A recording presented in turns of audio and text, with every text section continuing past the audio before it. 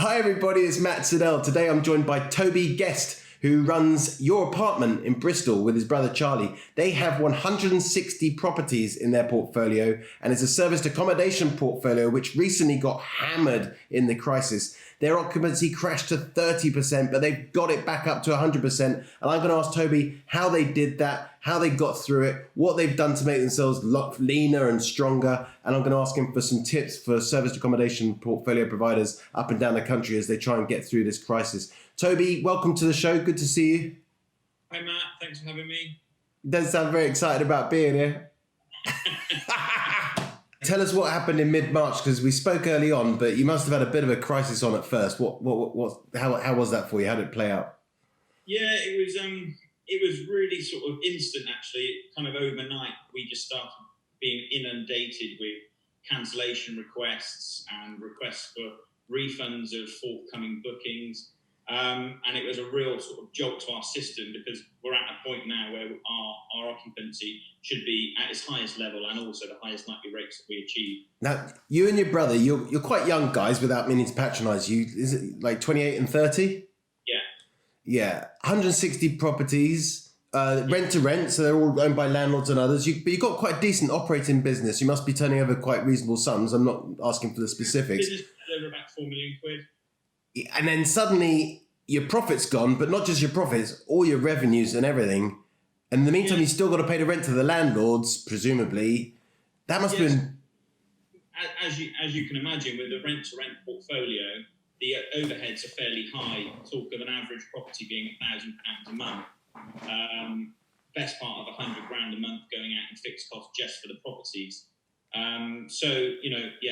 That was kind of like the daunting thing for us. So I looked at serviced apartments in about, I can tell you when it was, 2013, and I researched it really carefully, and I spoke to some very experienced people I knew, and a couple of them just said serviced apartment businesses, they always go bust. And I imagine we're seeing a bit of that now, but you've managed to turn it around. How have you done that? We looked at our fixed costs. We contacted all of our landlords early doors. We've got really good operating relationships with the landlords. So I think that's what's been our saving grace, really. And then we literally scrutinised anything and everything as costs go. We've not spent money on stuff that's unnecessary, cut our costs down to a minimum. And then we really injected income and revenue where it's most necessary. Marketing is the main one. Okay, so how low did your occupancy go? So we hit 30%. Yeah. You must have thought it was curtains. Yeah, and we've got an office which costs us $60,000 a year. We've got all of the fixed costs of not only the apartments, but each apartment's got a Wi-Fi account, etc. with it. Did you get the business rates relief on the... Yeah. So we had a couple of our properties have got are under business rates instead of council tax. I was talking about your office, but you got business rates relief on the apartments as well, because some of them are paying business rates. Yeah, so we've got 3 blocks that are on business rates. So we got the equivalent amount on those, and we then also got what we were entitled to on the office. Okay. Now, when we spoke, you were back up at 90% occupancy and you dropped your rents a bit. But today you're telling us it's up at 100. Yeah. So as of last week, we were at 100% occupancy. And when you say, right, people say 100% occupancy all the time and really it's 90. But is that literally 100% full, no room at the inn? Sunday night between 7 and about 10 o'clock at night, I took 6 calls. People looking for accommodation for the following week, and had to turn them away. Are these all key workers or? A mix. We've got the majority are construction workers. Right. The construction business isn't going to stop. There's increased levels of security going on. So the police, the army, and then private security companies that are looking after the train station or might be looking after the airport. We've really been hitting those guys hard. And being on the phone, constantly. Okay, so you're handling it quite well, and presumably you've scaled your team back a bit as well. Yeah, so we furloughed everybody but one member of staff. So we've got one full-time member of staff running our reservations, admin, and payments. And then myself and my brother are doing all the rest of the operational side of the business. But the cleaning and the provisioning of all the apartments is outsourced, I assume. Well, yeah, so at the front end, when we completely went down to really low occupancy, we scaled back as far as we started doing the cleaning ourselves. And that was a real 360 because that's what me and my brother were doing when we first started the business. So yeah, we kind of been on an upward slope from when we started the business. It was a real shock to the system. You guys haven't been going that long either, though, have you? When did you start? 3 years the business has been going for now. All right, you've gone to 0 to 4 million quid turnover in 3 years. Touch wood, fingers crossed you're going to survive this crisis. Yeah. Wasn't there a moment where Booking.com and Airbnb had a load of issues as well? Yeah, so I think the government forced Airbnb and Booking.com to cease taking any bookings to try and minimise the amount of travelling that was taking place. Right.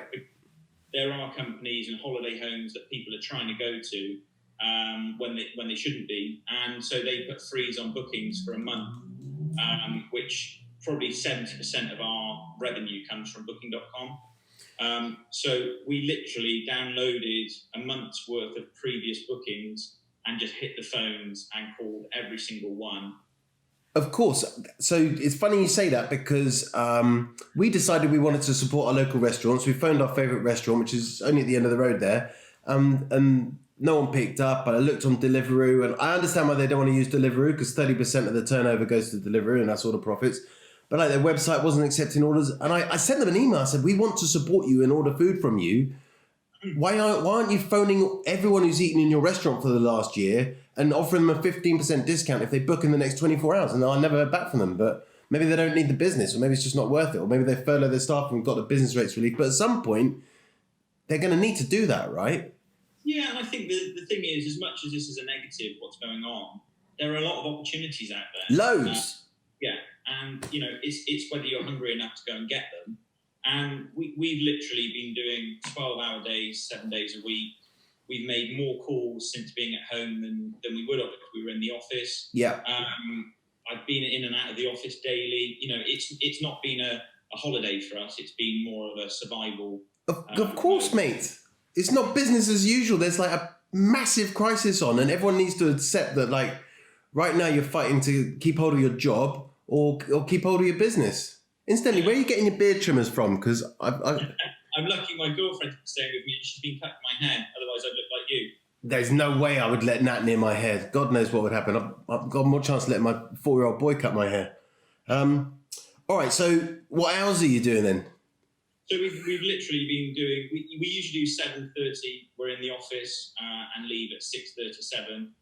I've been getting up at 6, straight on it, and not finishing till midnight most nights. I keep waking up at 5:30, and I know why it is. It's because I'm on this thing till late, and it destroys your melatonin. You don't sleep properly. I'm actually trying to just leave it downstairs and just not look at it after a certain time, because then you can sleep better and then you can perform better. But in the meantime... Yeah, some people have seemed to take the route of their weekends are still their weekends, and I really don't feel like at the moment anybody's entitled to weekends as their own time. No. You can take a weekend. It'll just cost you your business. Yeah. I was at my desk at 5:30 yesterday morning. I was at my desk at midnight. That was a Sunday. 5:30, not straight through till midnight. I went for a bike ride with the kids and everything. I'm not bragging or anything because it's totally unsustainable and I look like shit. But there's loads of opportunity and you can go and get it. It's fight or flight. Yeah, absolutely. And, myself and Charlie have got sort of a long-term vision for our business, and we've tried as best we can to keep on that path. But that's one of the things I need to ask you, actually, because I know you're in the club because you want to meet other people, but really you're looking for buildings, right? Yeah, I mean, we're looking for buildings anywhere from 20 units up to about 120 units. That would be a bit chunky. You've got 160 apartments and you want to go and take on 120 apartments in one go. That's a bit ballsy, isn't it? To be honest, it's easier to manage more self-contained units than it is how we're currently running them, where there might be 5 here, 4 there, 10 there. That's actually our operation is not being very streamlined currently. Everything's self-contained. All of our costs go down. Our profits will go up, and it's easier to manage occupancy. So in a nutshell, what are you looking at? University cities, length and breadth of the country? Yeah, any strong travel links, central locations, London, Liverpool, Manchester, Leeds, Birmingham. Student accommodation, vacant student accommodation has got to be perfect for you. Yeah, and I think the student market's really going to suffer this year because of the uncertainty. This is the time that most of the students are signing up for September. And I can imagine that a lot of it's going to go online. Well, imagine if 20% of students were considering taking a gap year. Which way do you think they're going to decide to go now? It's gap year time, right? Well, I suppose it depends how well you get on with your parents. Yeah. All right, so student blocks, any other resi blocks, tired landlords? Yeah, or people with a portfolio of service apartments that have just come to the conclusion that it's not for them. It's not for everyone, this game, is it? Because you do need to have like a slick operation. And it's a very labour intensive business. You know, it's not I can get my phone off at 6 and put it back on the next day. People ring all through the night. How often do you have like hairy stories with like, I imagine the stag do's are live every weekend, aren't they? Especially in Bristol. Yeah, I mean, the amount of times that I get a call, somebody's clearly absolutely steaming down the phone and they've lost the key and they're just shoving a kebab in their face as they're speaking to you. And you just got to see the funny side to it and we keep the end goal in mind. I bet you don't take those calls though. Well, maybe you do at the moment because you haven't got any staff, but... So Charlie and I have been taking all of them. Well, for now, but before the crisis, I bet you didn't. No. So we did. It was one element of the business that we've never been able to master. We tried outsourcing it, and the companies that we were using, it's very costly, and it just wasn't very productive. What do they charge you, like per call out? 200 quid? They charge you per. Well, they don't actually. They charge you per. You buy an amount of minutes with them, and once you've used those minutes, it then goes into a super high rate. And it just didn't work out for us. So we actually have been taking it ourselves. So you or Charlie, you take it in turns to go around there, pick them up from a puddle of their own vomit and put them into bed and put a bucket next to them. Yeah, absolutely. Sounds very good. Do you penalise them for that sort of thing? It's case by case. I mean, if somebody's like really belligerent and just, I've lost my keys, you know, we charge them a call out fee. Well, you could just let them in, trash your own apartment a little bit, and make them pay for that, because they'll never know. I didn't say that. It's surprising the amount of parties you get invited to. I mean, you get invited to loads of parties. Anyway, it's got nothing to do with this interview. Let's get back to business. Do you see many of your competitors dropping out at the moment? Yeah, I think so, because I think it's very much a case of, is this somebody's long-term plan? And if they're not fully in it, this is kind of what's going to take the weaker players out of the market, I think. Yeah. Would you look at their stock if they were willing to... Yeah, I mean, we've had a couple of offers in Bristol of people that have got service apartment portfolios, and we're looking into it as we speak. But as I said, there's a lot of opportunities to come out of this. And since this has all happened, we've been offered an opportunity in Cardiff for 75 units with co-working space in the bottom, undercroft parking, so pretty much ticks all of our boxes. And perfect. We're going with that, and it's with our solicitors as we speak. Oh, is it? Yeah. So that'd be great. That'll take you from 160. That'll increase your turnover by like 50% overnight, won't it? Yeah, it should do, and it's a market. Cardiff is a very good market for our business, and you know that's our aim. Our aim is in 8 years, 2,500 apartments. That's what we're aiming for. What's your exit? Our exit would be to sell the business to a PE fund for something like 8 to 10 times the value. 8 times EBITDA? Yeah. Yeah, I mean, I think the hotel's getting more and more into Airbnb. I mean, it's here to stay, isn't it? It's not going anywhere. Yeah, I think it's a lot more cost effective. And, you know, for people that actually want a nice bit of space, especially people like yourself that be going away, working on your laptop, you don't want to be sat in your bed, typing away. You know, you have an apartment not dissimilar to where I live, and you've got a living room, you can cook your own food, a proper size fridge freezer, you know, Wi-Fi, everything you'd want, it all works, and it's just a lot more cost effective. All right.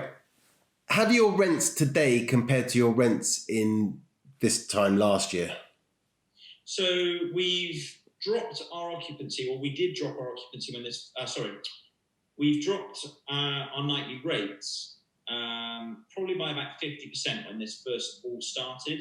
So our initial thoughts were, let's cover our costs and add about 15% markup on our cost so that we've got a little bit of wiggle room. we did that, and then we started to see these bookings start to come back in, and more bookings come back in. And we thought, right, let's put it up the following week, and let's put it up the following week. And now we've got a structure in place that within the next fortnight, we should be back up to the rates that we would be charging anyway. So we've got a little place in France, and the one thing we're always thinking is we want these people to come back year on year on year on year. Do lots of your guests come back? And if so, do they book through Airbnb every time, or do they just book direct with you? So we try and convert as many leads from Booking.com, Expedia, Hotels.com, all of these platforms into direct repeat business. And we personally call everybody, regardless if they want to convert or not. But the majority of people, as long as they're happy with the service and the location is good for them, as in comparison to where they're working, they'll come back without even, you having to bother them. Okay. So your rents today are not 50% of normal rates. They're a bit higher than that, but probably 25% off of where we should be. Okay, but you're profitable, and that's the main thing. I feel like this is a bit of a stupid question, but it's on my notes to ask you. Do you think this is going to make you stronger? It sounds like it's going to make you much stronger. Yeah, and I think, it's made us realise some things that we're spending money on currently that we don't need to be spending money on. And other things that we are spending money on that we actually need to invest more money into. Yeah. And systems are key. These things make the business go, sort of make the world go round. And for us, we've relied on the computer and the phone and not much else. So, it's just sort of realising what your necessities are. All right. Then in terms of advice for other SA operators, what advice would you give them? My advice, and it's fairly basic, but it's kind of what's made us get through it, is just put the hours into it and get on the phone to anybody that's booked with you previously. Or if that doesn't work and you're a leisure supplier, let's say, and that market isn't travelling currently, look at every business around you that has people that travel for it. Drive to construction sites, speak to the site manager, find out where the guys are coming from. Those things are things that other SA operators in Bristol don't do that we do on a weekly basis. What's the split of leisure and corporate amongst your portfolio? 80-20, 80% corporate, 20% leisure. And that is usually Friday, Saturday night leisure. The rest of it is corporate. Okay, so all your properties are used for both, and there's just 5 days during the week and 3 at the weekend. And it's a natural split, really. That's perfect, though, isn't it? Yeah. And usually you'll find the Sunday night is empty, but what we're finding now is a lot of people that are site workers, they'll take the Sunday night at a reduced rate because then they can hit work first thing in the morning. Yeah. Well, they just really don't like their wife. Yeah. What else do we need to talk about? You got any other advice before we wrap it up? No, I would say to anybody, just make calls. There are a lot of forums out there. I've met a lot of really good people through the club.